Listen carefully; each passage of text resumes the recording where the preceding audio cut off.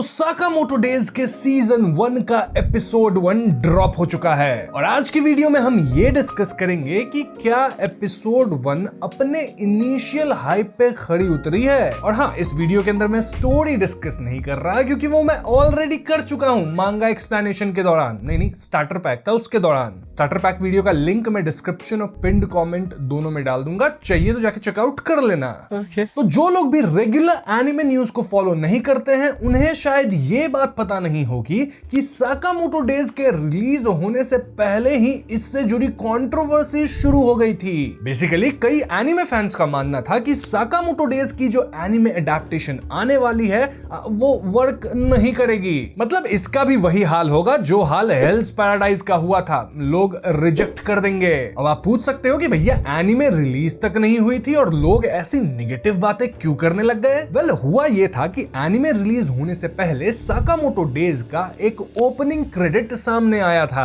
अब opening credit की music तो लोगों को ठीक लगी लेकिन वहां के विजुअल्स लोगों को इंप्रेस नहीं कर पाई थी। देखो क्या होता है ना, यूजुअली जो एनिमे के ओपनिंग क्रेडिट्स होते हैं वो बहुत ज्यादा ओपी होते हैं and it kind of gives a vibe कि एनिमे कैसा रहने वाला है। लाइक दान को ही ले लो, एनिमे के ओपनिंग क्रेडिट से ही पता चल जाता है कि कुछ तो बहुत वियर्ड और क्वर्की सा होने वाला है in a good way. And this exactly was the problem with Sakamoto days, जिसकी ओपनिंग उतनी अच्छी नहीं थी। लाइक मुझे भी वो इंप्रेस नहीं करी थी। तो इसी कारण से लोगों के मन में डाउट आने लग गया था कि कहीं एनिमे भी ऐसी फ्लैट नहीं निकल जाए और इसीलिए लोग मान रहे थे कि इसकी एनिमे कर जाएगी फ्लॉप। अब हालांकि कुछ सीजन्ड एनिमे फैंस कह रहे थे कि नहीं भैया, भले ओपनिंग खराब है बट लेट्स नॉट जज a book by its cover, क्योंकि इट्स क्वाइट पॉसिबल कि एनिमे अच्छी निकल सकती है। बट स्टिल लोगों के मन में शक का बीज तो बो दिया गया था। इसीलिए it was very important for Sakamoto days कि ये अपने पहले एपिसोड में ही अमेजिंग तरह से डिलीवर करे।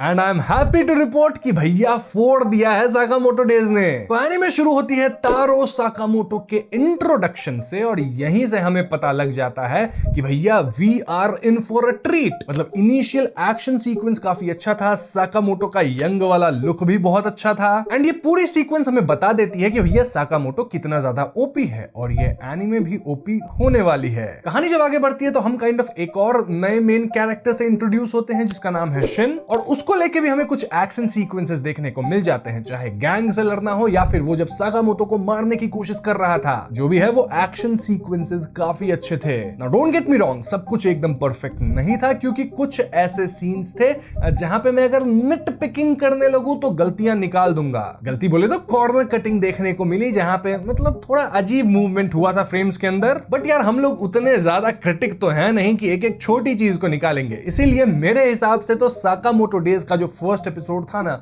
वो एकदम बैंगर था। ऐसे भी एक्सपेक्टेशन पहले ही कम हो गई थी लेकिन फर्स्ट एपिसोड में इन्होंने ओवर डिलीवर किया तो मजा तो आना ही था। वही हुआ है यहाँ पे। Having said that, first episode can't really dictate कि आगे का पूरा सीजन कैसा रहने वाला है। If I'm not wrong, तो सीजन 1 के अंदर 11 एपिसोड्स होने वाले हैं, जिसके बाद साकामोटो जाएगी एक छोटे से ब्रेक पे। Then again, सीजन 1 को ही जुलाई के अंदर कंटिन्यू किया जाएगा, जहां अगेन हम 11-12 एपिसोड्स देख पाएंगे। अब पता नहीं जब कंटिन्यूएशन होगा तो उसे वो लोग सीजन 1 ही कहेंगे या सीजन 2, ये मुझे नहीं पता। बट हाँ, 2 बार आएगा इस साल के Sakamoto days. So we can say कि 2025 में साकामोटो डेज के कुल मिला के 22 से 25 एपिसोड्स हमें देखने को मिल जाएंगे। तो हाँ, कहानी भी काफी आगे तक कवर हो जाएगी। So it would be quite interesting to see कि भैया एनिमेशन क्वालिटी किस तरह से आगे जाता है। मतलब क्या क्वालिटी मेंटेन रह पाएगी और क्या साकामोटो डेज पॉपुलर हो पाएगी, किसकी तरह,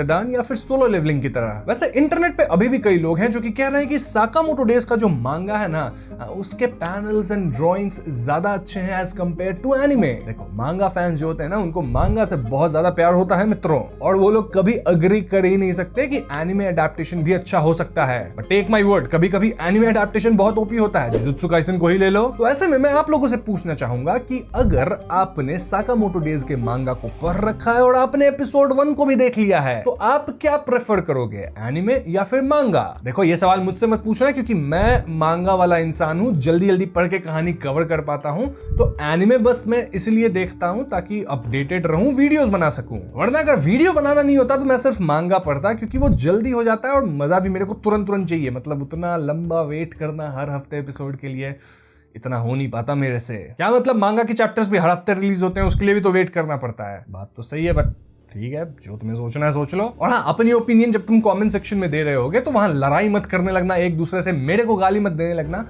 आराम से प्यार से अपनी ओपिनियन रखो कि एनिमे पसंद है या फिर मांगा। सो या ओवरऑल पॉइंट यही है कि साकामोटो डेज की जो एपिसोड 1 रही है वो काफी अच्छी रही है और ये काइंड ऑफ डिलीवर की है। सो वी कैन से कि साकामोटो डेज हिट हो जाएगी, लेकिन क्या ये एनिमे मासेस तक पहुंच पा रही है जिस तरह से सोलो लेवलिंग या फिर दानादान पहुंची है? वेल, इसका जवाब तो हमें वक्त के साथ ही पता चलेगा। So let's wait and watch. For now इस छोटी सी वीडियो में इतना ही। वीडियो पसंद आई हो तो इसे लाइक और शेयर कीजिए, साथ ही चैनल पर नए हैं तो हमें सब्सक्राइब भी कीजिएगा। I will see you guys in the next one. Peace out.